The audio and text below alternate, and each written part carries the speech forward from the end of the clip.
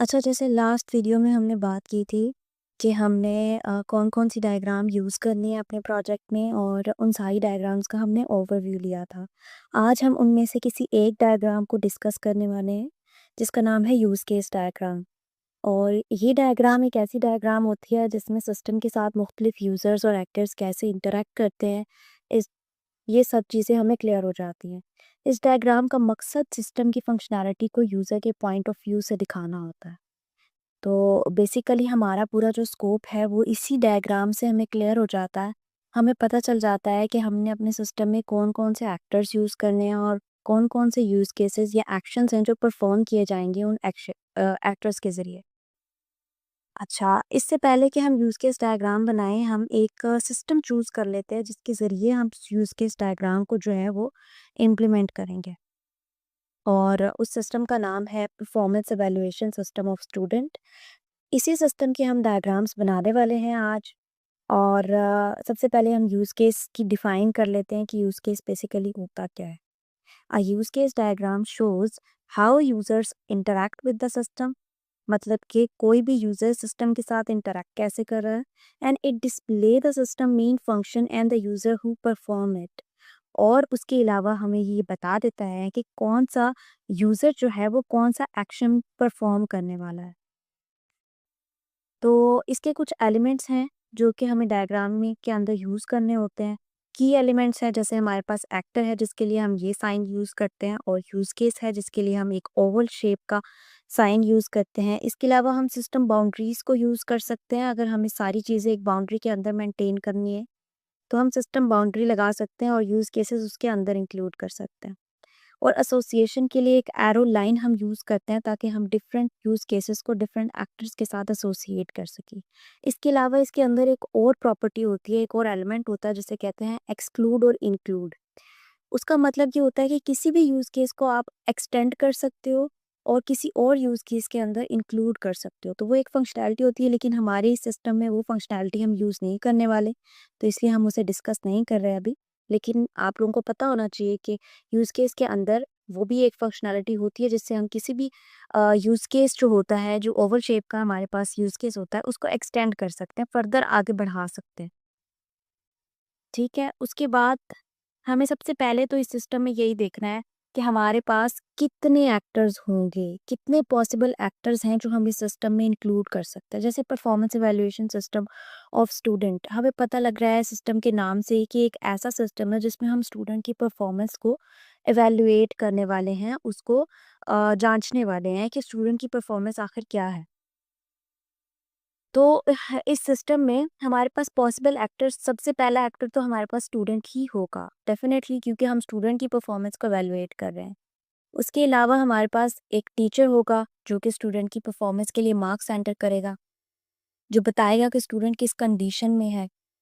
उसके अलावा पूरे सिस्टम को चेक एंड बैलेंस रखने के लिए हम एक एडमिन को इंक्लूड कर सकते हैं। एक एडमिन एक्टर जो है वो हमारे पास हो सकता है, जो टीचर्स को भी उस सिस्टम में इंक्लूड करेगा, स्टूडेंट को भी अलाउ करेगा कि वो सिस्टम को यूज़ कर सके और पूरे सिस्टम का चेक एंड बैलेंस रखेगा। इसके अलावा अगर हम अपना स्कोप थोड़ा और बढ़ाएँ तो हम एक्चुअली हेड ऑफ़ डिपार्टमेंट भी इसमें इंक्लूड कर सकते हैं। मतलब कि यही चीज़ें होती हैं जिनसे हमें पता लगता है कि हमारे सिस्टम का स्कोप क्या है बेसिकली। तो हम हेड ऑफ़ डिपार्टमेंट को इंक्लूड नहीं कर रहे क्योंकि फिर हमारा सिस्टम बहुत लेंथी हो जाएगा, हर बंदे को फिर एक्सेस देनी, और उसके लिए एक अलग से हमें सिस्टम के लिए फिर पेजेस बनाने पड़ते हैं वेबसाइट में, वो बहुत लेंथी काम हो जाता है। तो इसीलिए हम अपना स्कोप थोड़ा-सा मिनिमम रखते हैं, मिनिमाइज़ करते हैं स्कोप को। 3 एक्टर जो हैं वो हम इसके अंदर इंक्लूड करेंगे। सबसे पहला एक्टर जैसे स्टूडेंट, एडमिन हो सकता है, टीचर और स्टूडेंट। अब इसके बाद हम ये देखेंगे कि बेसिकली कौन-सा एक्टर कौन-कौन से एक्शन परफ़ॉर्म कर रहा है। यूज़ केसेस क्या-क्या बनेंगे। जैसे हमारे पास पहला जो एक्टर है एडमिन, वो क्या-क्या कर सकता है बेसिकली। हमारे पूरे ओवरऑल सिस्टम में अगर स्टूडेंट की परफॉर्मेंस इवैल्यूएट हो रही है तो हमें पता होना चाहिए कि स्टूडेंट कहाँ, किस डिपार्टमेंट में इनरोल है, किस सेमेस्टर में इनरोल है, और कौन-कौन से सब्जेक्ट है जो उसे असाइन है, और कौन-कौन से टीचर उसे पढ़ा रहे हैं। तो ये सारी चीज़ें जब हमारे पास हमें पता होनी चाहिए, तो इसके लिए डेफ़िनेटली ये सारे एक्शन कोई ना कोई परफॉर्म तो करेगा ना। तो एडमिन बेसिकली वो इंसान होगा, वो एक्टर होगा जो कि आपके सेमेस्टर्स को मैनेज करेगा, डिपार्टमेंट्स को मैनेज करेगा एक सिस्टम के अंदर, और स्टूडेंट्स को भी वही मैनेज करेगा, टीचर को वो मैनेज करेगा, और assign subject to the teacher, क्योंकि टीचर्स कौन से सब्जेक्ट पढ़ा रहे हैं ये एडमिन ही उन्हें असाइन करेगा कि कौन सा टीचर कौन सा सब्जेक्ट पढ़ा रहा है, और assign student to department and semester. और डेफिनेटली कोई स्टूडेंट की परफॉर्मेंस तभी एवेलुएट हो सकती है, हमें पूरा रिकॉर्ड उसका तभी पता चलेगा जब हमें पता होगा कि वो स्टूडेंट किसी डिपार्टमेंट में किसी सेमेस्टर में इनरोल्ड है। तो ये वो एक्शंस हैं जो एक एडमिन परफॉर्म करेगा। ये देखिए, अब हमें इससे एक क्लियर पॉइंट ऑफ व्यू मिल गया कि हमारा एडमिन जो है वो कौन-कौन से एक्शंस परफॉर्म करेगा। उसके बाद आता है टीचर। टीचर इसमें बहुत सारे एक्शन परफॉर्म कर सकता है, लेकिन हम एक अपना सिस्टम के स्कोप के हिसाब से हम सिर्फ टीचर जो है वो एंटर करेगा मार्क्स फॉर द स्टूडेंट्स, और स्टूडेंट जो है वो उन्हीं मार्क्स की जो भी रिपोर्ट जनरेट होगी उसको व्यू कर सकता है और उसको डाउनलोड कर सकता है फ्यूचर में उसको देखने के लिए और एवेलुएट करने के लिए। तो ये बेसिकली हमारे पास यूज़ केसेस थे जो ये तीनों एक्टर्स परफॉर्म करेंगे। अब इन यूज़ केसेस को देखते हुए हम इस डायग्राम को बिल्ड करने लगे हैं। इस डायग्राम को बिल्ड करेंगे और बहुत ईज़ी हो जाएगा जब हम एक सिस्टम की जो पूरी रिक्वायरमेंट्स होती हैं ना, वो डिफ़ाइन कर लेते हैं, तो किसी भी डायग्राम को बनाना बहुत ईज़ी हो जाता है। अब हम इसकी डायग्राम बनाना स्टार्ट करेंगे। अच्छा, मैं इस डायग्राम को बनाने के लिए जो सॉफ्टवेयर यूज़ करती हूँ ना, उसका नाम है Draw.io। ये सॉफ्टवेयर है, इसमें आपको टेम्पलेट भी मिल जाते हैं। इसमें आपको हर तरह का जो भी एलिमेंट आपने यूज़ करना है वो मिल जाता है। तो हम इस सॉफ्टवेयर को यूज़ करते हैं और इस डायग्राम को बिल्ड करते हैं और देखते हैं कि इसका फाइनल व्यू कैसा नज़र आता है। अच्छा, ये मैंने draw.io को ओपन कर लिया और इस तरीके का इसका इंटरफेस है।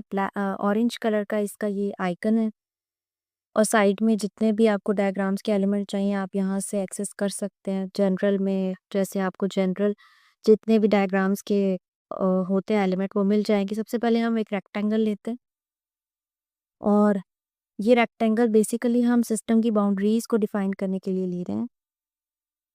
इसको थोड़ा एडजस्ट कर लेते हैं। वैसे ज़्यादा ज़रूरी नहीं होता है कि हम सिस्टम बाउंड्री को डिफाइन करें उसके अंदर यूज़ केस लिखें। हम ऐसे भी यूज़ केस लिख सकते हैं, लेकिन ये थोड़ा अच्छा लगता है, खूबसूरत लगता है, इसलिए हम इसे थोड़ा सा एडजस्ट कर लेते हैं। अच्छा, इसके बाद हम ये देखिए कि हमें कितने एक्टर्स चाहिए। तो हमारे सिस्टम में जैसा कि पीछे हम डिफाइन करके आए हैं कि हमें सिस्टम में 3 एक्टर्स चाहिए थे, तो हम यहाँ पे 3 एक्टर ले लेते हैं और उनका एडजस्ट कर लेते हैं।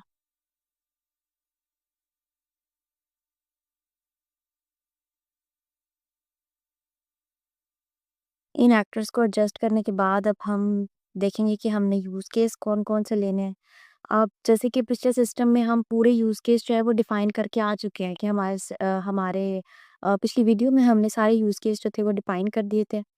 तो हम एक यूज़ केस लेंगे, उसको सेंटर में प्लेस करेंगे और थोड़ा-सा एडजस्ट कर लेंगे इसको, क्योंकि ये थोड़ा बड़ा लग रहा है।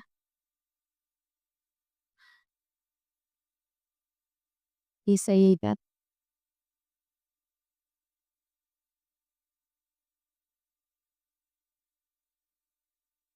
देखिए, अब हमने पिछले सिस्टम में अपनी वीडियो में जो है वो सारी की सारी रिक्वायरमेंट्स जो थी वो गैदर कर ली थी। तो इसलिए अब हमें एक डायग्राम बनाते वक़्त बिल्कुल भी सोचने की ज़रूरत नहीं है कि हमने क्या लिखना है और क्या नहीं लिखना।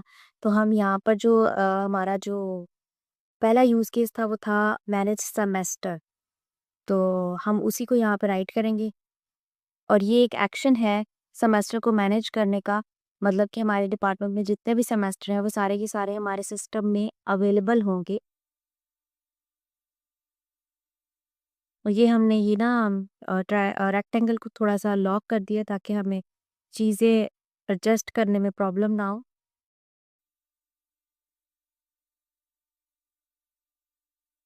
इसके बाद हम एक लाइन लेंगे और इसका हम एंगल चेंज कर देंगे, जैसे कर्व्ड कर देंगे इसको। क्योंकि हमें जिस तरीके का एरो चाहिए, वैसे तो हम सिंपल लाइन से भी एक एरो अच्छा-सा जनरेट कर सकते हैं, लेकिन थोड़ा खूबसूरत-सा हमें चाहिए, तो हम इसकी थोड़ी-सी शेप जो है वो एडजस्ट कर रहे हैं, और ये एडजस्ट हो गई है, और अब हम इसको यहाँ पे प्लेस करेंगे जैसी शेप हमें चाहिए थी। स्टाइल में जाएँगे और इसका एक साइड पे हम एरो जो हमें चाहिए, जिस साइड पे हमें एरो चाहिए हम उस साइड पे इसका एरो बना सकते हैं। पर ये हम इसे अटैच कर देंगे।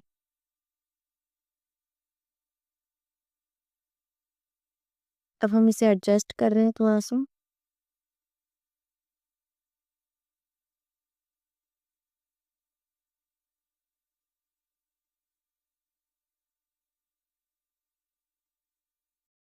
और ये हमने इसे एक्टर के साथ अटैच कर दिया।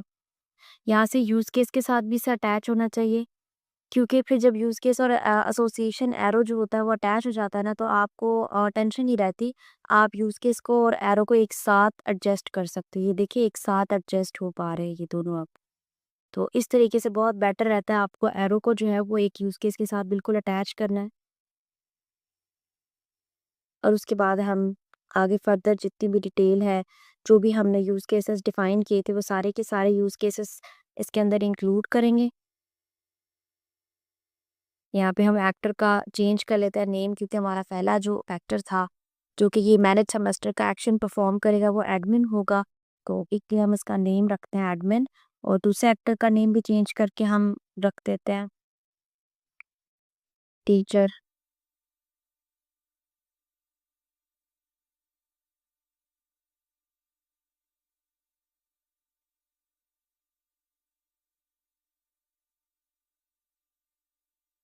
और तीसरे एक्टर का नेम हम रख देते हैं स्टूडेंट।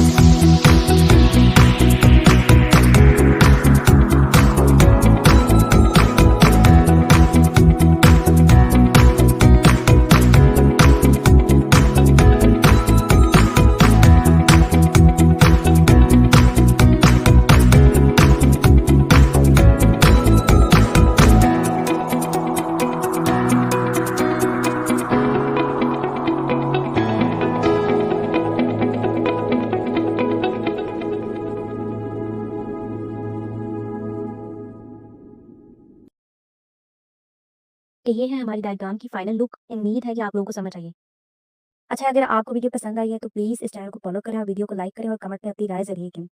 अगर आपको किसी भी किस्म की कोई कन्फ्यूजन है किसी टॉपिक से रिलेटेड, या कोई भी ऐसा मसला है तो आप पूछना चाहते हैं, तो आप कमेंट करके भी मुझसे पूछ सकते हैं और डायरेक्ट राब्ता भी कर सकते हैं। और हाँ, सबसे मोस्ट इम्पोर्टेंट बात, इस सीरीज़ के एंड पर मैं आप लोगों को एक ऐसी ज़बरदस्त ट्रिक बताऊँगी जिस ट्रिक के ज़रिए आप तमाम डायग्राम सिर्फ़ एक क्लिक में जनरेट कर सकते हैं। लेकिन वो ट्रिक बताने से पहले ज़रूरी है कि हम लोग इन डायग्राम्स को अच्छे तरीके से अंडरस्टैंड करें। क्यों ना कि अगर हम ये नहीं करेंगे तो कौन-सी डायग्राम कहाँ यूज़ होती है, किस चीज़ के लिए यूज़ होती है, उसका बेसिक पर्पस क्या है, उसके कौन-कौन से एलिमेंट्स हैं और हम क्यों यूज़ करते हैं उस डायग्राम को। तो ये चीज़ें जो है ना वो मिसअंडरस्टैंडिंग में रह जाएँगी और अगर ये सब चीज़ें हमें अंडरस्टैंड नहीं होगी तो ना तो हम उस डायग्राम को खुद समझ पाएँगे, ना किसी को समझा पाएँगे और ना ही कहीं पर भी हम उसे रिप्रेज़ेंट कर पाएँगे। तो इसलिए मोस्ट इम्पोर्टेंट प्रायोरिटी हमारी यही है कि सबसे पहले हम डायग्राम्स को अंडरस्टैंड कर लें, उनका बेसिक पर्पस जान लें, उसके बाद एंड में वो वन क्लिक ट्रिक भी बताऊँगी जिससे आप लोग ईज़िली अपनी डायग्राम्स को है सिर्फ़ एक क्लिक में जनरेट कर सकते हैं और बहुत आसानी से और एग्ज़ैक्ट अपने सिस्टम के मुताबिक। ऐसा नहीं होगा कि आपका सिस्टम कुछ और है और डायग्राम किसी और तरीके की बने, नहीं, बिल्कुल एग्ज़ैक्ट आपके सिस्टम के मुताबिक जैसी डायग्राम आप बनाना चाहते हैं, वैसी ही डायग्राम आप बना पाएँगे सिर्फ़ वन क्लिक में। Thank you.